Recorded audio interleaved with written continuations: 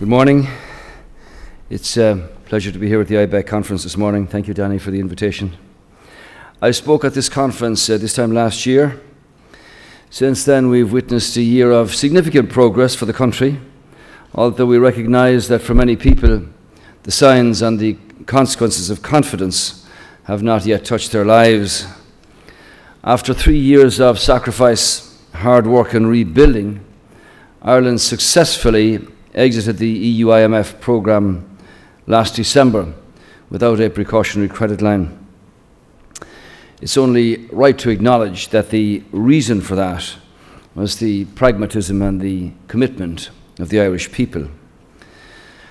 Of course, exiting the bailout is not an end in itself. We have to use that freedom now to create a sustainable, and I stress sustainable, economic recovery that will create more jobs, that will improve living standards.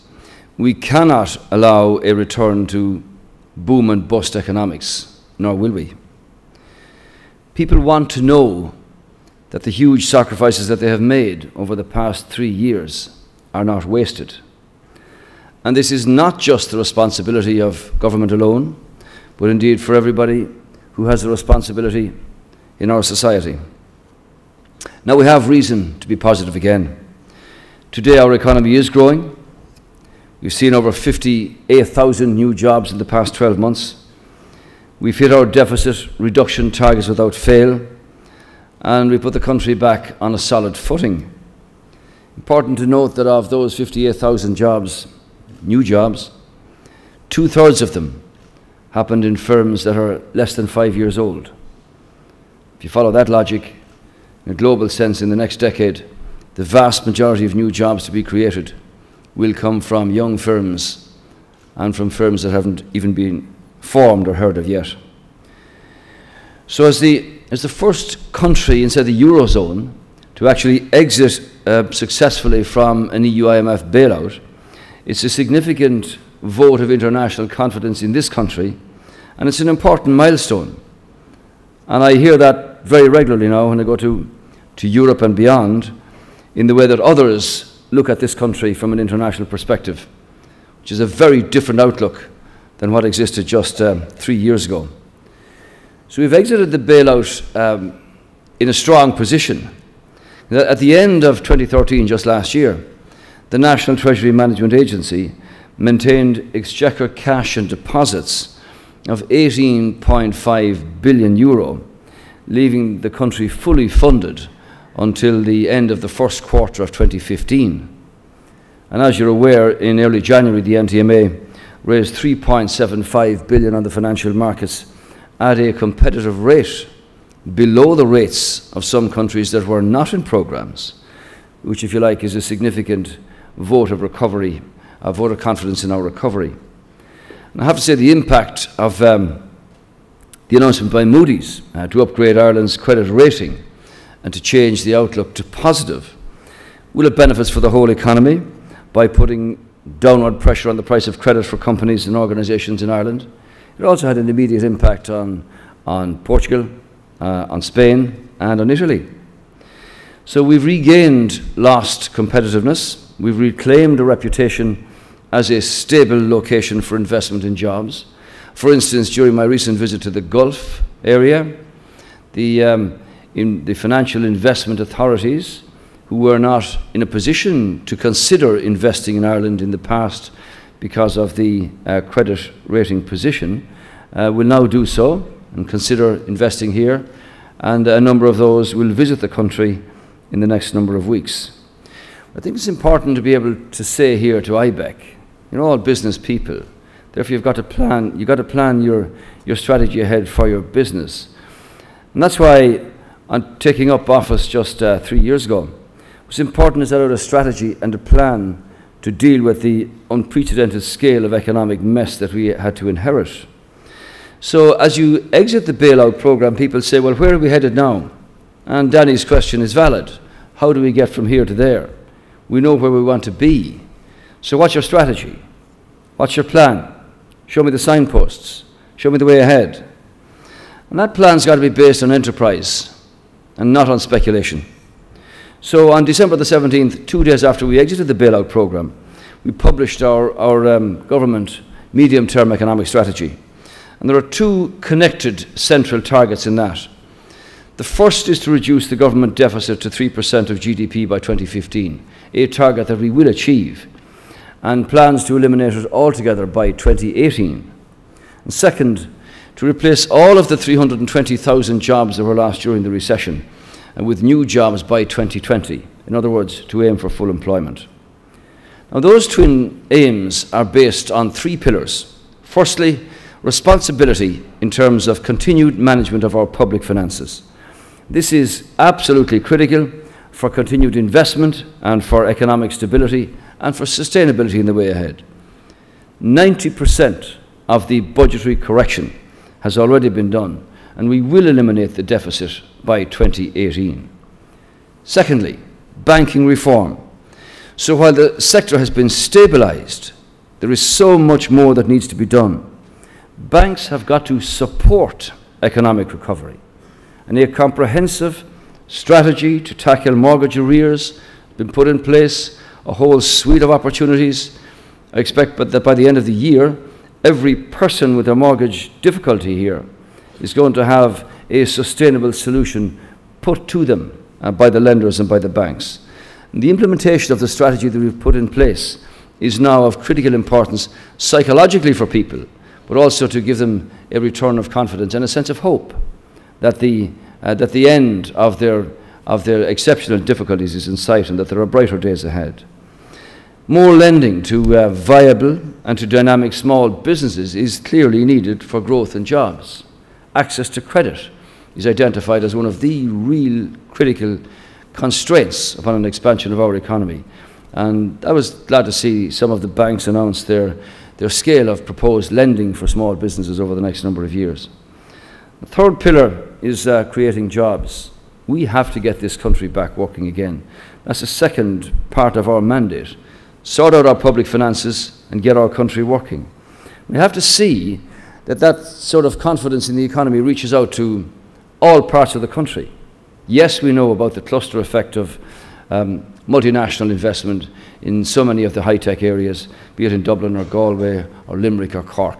But you've got to see that this reaches out to other parts of the country, and that does require investment in energy, in access, in power, communications, water, and so on. But one issue that we have changed here in changing the structure of local government is to see that this year, when the local elections take place, that whoever the people vote for, they are voting for councillors who will have a direct impact upon the economies of their local areas. Because for the first time since rates were abolished back in the 70s, councillors, the elected members of the council by the people, will have to deal with the property tax issue and how that's to be spent, the issue of commercial rates in so many towns and high streets that have been disillusioned for quite some time, issues of parking charges, expansion of infrastructure in their areas. So whoever they vote for are going to have this responsibility devolved down to them. And one other issue that we have changed is that in each local authority around the country, we roll out local enterprise offices, which will be a complete one-stop occasion for small business people, entrepreneurs, young people looking for mentoring advice, business plan advice, public procurement, tax issues, all of these things that are a constraint upon people getting into business and getting on their way. Also, I see that the action plan for jobs, which we will publish now in the next short period, will set out our detailed jobs plans here. One of these has to be to have a construction sector that is based on integrity and credibility, as distinct from what we had in some cases in the past. Now, there are 100,000 people on the live register currently who were involved in the construction sector. That's why when government announced its €2.5 billion stimulus 18 months ago, many of these major entities are still moving through the planning process. And I agree that we have to look at how that process can be streamlined to be effective.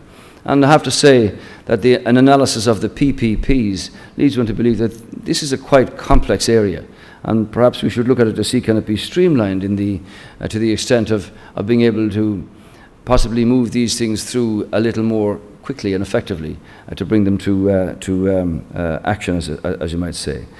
So in that sense, government also are introducing a scheme for tax rebates for smaller works, for reconstructions, energy refits, improvement of residential housing and so on, together with a programme for housing development, which I think will stimulate quite a lot of jobs in the construction sector. As in addition to that, before the end of February, I've called another special government meeting dealing specifically with the construction sector, housing, access to finance, processes in the planning area that need to be looked at, and the situation in respect of each of the areas of the stimulus plan announced last year. We'll publish that plan for you very shortly. So, past 3 years, if you like, have seen quite a number of changes in the way we look at labour activation methods. And the old system of having a live register, which was neglected and left to one side, is gone. We've now introduced the new intro offices, which is the Irish word for connection, introduction, and so on, where people on the live register who, for one reason or another, who are unemployed, lost jobs, firms closing down or whatever in the past, we now have group interviews, individual interviews, their competence, their skills, their experience, what would they like to do, what training elements they'd like, and so on. These are areas where you yourselves as employers in companies can look at the competence and experience on the live register and also avail of the job bridge and the jobs plus schemes that are there, where assistance is given directly to employers after listening to employers to make it much more effective in terms of a cash injection for you, but also much more easy to avail of new employees off the live register. And that's an issue that I would expect that CEOs would look at in the course of their plans and their strategies for the year ahead. So our focus as a government for 2014 is absolutely where jobs is a priority. That's because while our unemployment rate is now at 12.3, down from 15%, we will meet the European average, I'd say, in the next couple of months. But it's still far too high, and it's unacceptable to me. I said this at a European level. Can anybody be happy with a situation where 26 million people are unemployed in the European Union? Can anybody be happy with a situation where 6 to 9 million young people have no prospect of employment? And that breeds cynicism and frustration and anger and extremism. And that's an issue that politics has got to deal with, both within individual countries and at a European level. So we need here, which we intend to do, to continue the drive to create a better enterprise environment for job creation. And I've said this to you before, Danny. This government, this administration, is probably one of the most open administrations for business of any of the last 50 years. And why is that?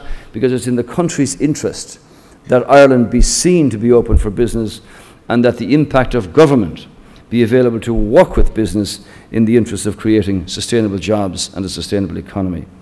So that will involve more government action to regain, if you like, further cost competitiveness. Recent progress on this front has only been possible due to wage restraint. It's been central to Ireland's recovery over the past number of years. The jobs crisis is not over. We have a duty to the 300,000 people still looking for employment. We cannot stand over a situation where you would leave behind all of those who look to the same future as everybody else, with the hope in their hearts that there might be a job opportunity for them. So our priority is to create the right conditions for job creation so that we can return as a country to full employment. We have to acknowledge that labour costs in Ireland remain above both the OECD and the euro area averages. Our position as an open economy in Europe should neither be forgotten and should not be ignored. That is why continued wage restraint is a vital element and component of job creation. I agree that the assessment set out by Danny and others, that some sectors are expanding at a faster pace than others, or are experiencing skill shortages, while some are only now beginning to stabilise and returning to growth as they plan their strategies for the development of their companies. You're aware that the government, as an employer, has agreed a very difficult deal, which is called the Haddington Road Agreement, negotiated through by Minister Howlin, with public sector trade unions that aims to cut the pay and the pensions bill by €1 billion by 2016. That remains a central component of our deficit reduction strategy. And it's clear that there's no one-size-fits-all pay policy appropriate to Ireland's current economic circumstances. So while government are not a party to private sector wage negotiations or disputes between commercial companies and their workforces, the government is committed to supporting a stable industrial relations climate as our economy recovers. And to this end, we will reinforce the dispute resolution framework that has served us so well in recent years. Now, for instance, Minister Bruton, Minister for Jobs and Enterprise, and his department officials have a strong track record of putting together and being even-handed in their engagement with all parties and in delivering concrete results that seek to strike a balance between protecting vulnerable workers and safeguarding our fragile competitiveness so that we can secure jobs and growth. And for that reason, he's reinstated the previous national minimum wage, overhauled the sectoral wage mechanisms via the 2012 Industrial Relations Act to make it more responsive to a modern competitive economy. He's engaged with all of the parties with regard to the programme for government commitment on the review of the 2001 and the 2004 Industrial Relations Acts. He's reformed and simplified the structure of the employment rights and the industrial relations bodies, and put in place a framework to amend and to extend the employment permits regime to provide for greater flexibility which is demanded by business.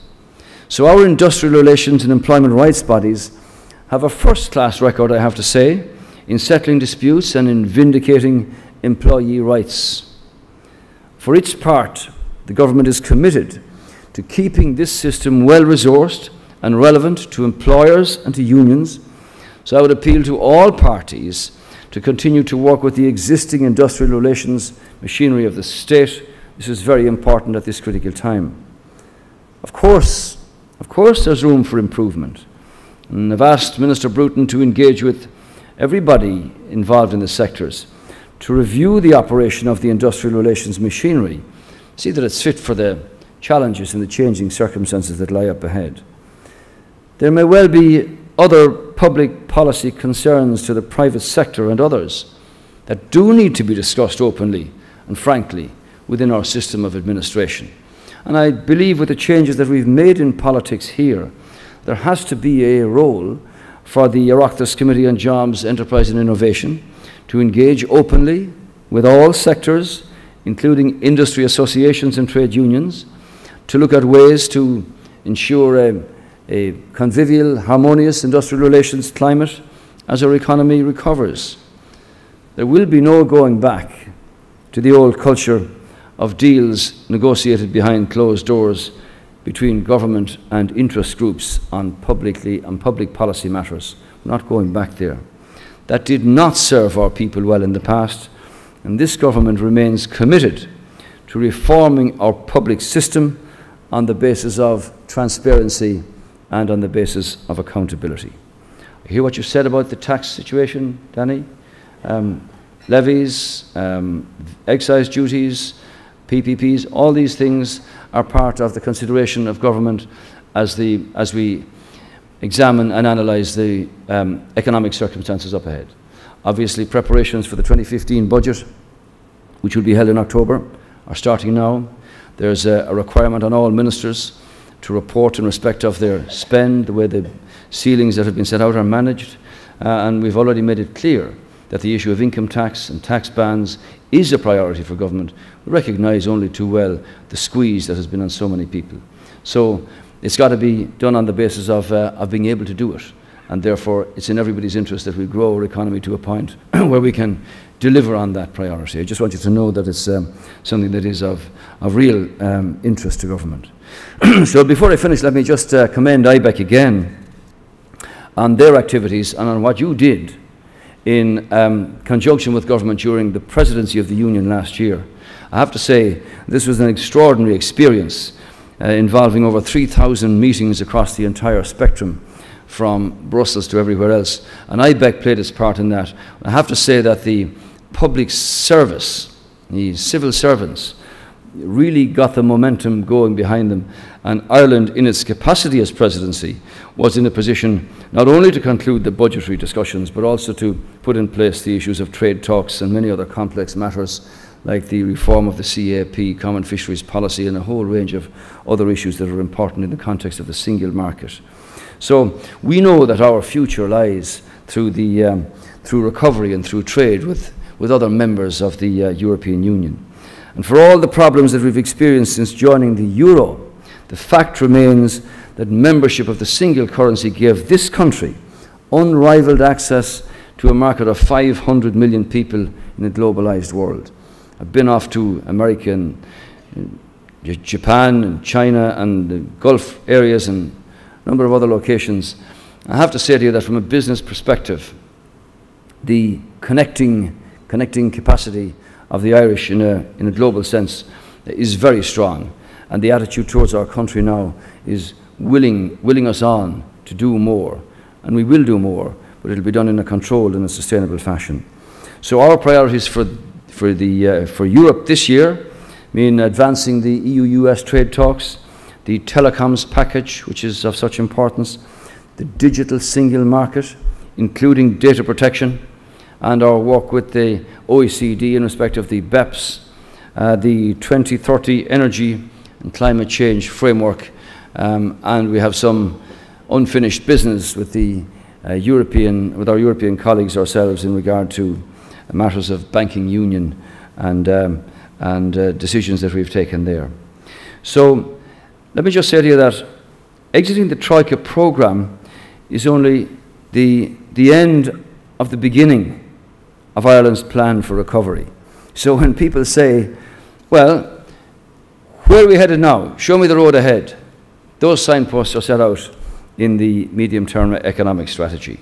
Remind people that this country has come through a very challenging time where 300 conditions were adhered to in the context of the 12 quarterly analysis carried out by the Troika. So we're moving in the right direction. We've got to press on with job creation, responsible management of our public finances, and reform in a continued fashion of our financial sector. There can be no let-up, and there will be no let-up until we are back to full employment, and that's what prosperity will look like to people of Ireland. I like to get the telephone calls or the text messages or the emails from people who say, I'm in New Zealand or Australia or America and I'm coming back home, because they look from abroad at what's happening here.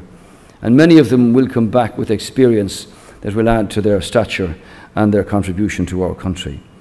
So it will not be a return to the worst days of the Celtic Tiger, where entrepreneurship and competitiveness were sacrificed in the name of either greed or getting rich quickly.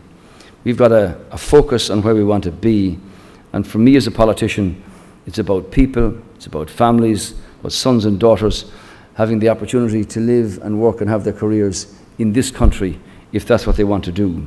All of the mechanisms and the tools are at our disposal to see that that happens, working with our people. So everybody knows that a sustainable economy based on enterprise and exports and innovation is hard won. There are no shortcuts. There are no silver bullets. Government's got a clear plan here for recovery. I was asked in Davos, was there any message from Ireland to other countries when they look at the progress our people have made in the last 3 years. And they put it down to 4 C's: conviction, clarity, courage, and consistency. Conviction, that you've got a belief, that you put a plan in place and that you carry it through.